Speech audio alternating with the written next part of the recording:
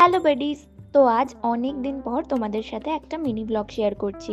এটা হলো আমাদের বাড়ির রথযাত্রার মিনি ব্লগ। এবারে আমাদের বাড়ি থেকে দুটো রথ বেরিয়েছিল। একটা ঠাকুর জগন্নাথ, বলরাম আর সুভদ্রার রথ, আর একটা আমাদের এই ছোট্ট জগন্নাথের রথ।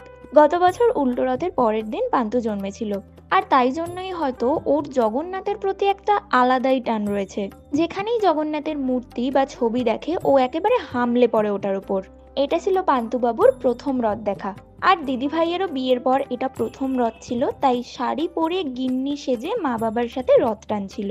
এই হলো আমাদের বাড়ির রথ, যেটা ছোট কাকা সাজিয়েছিল।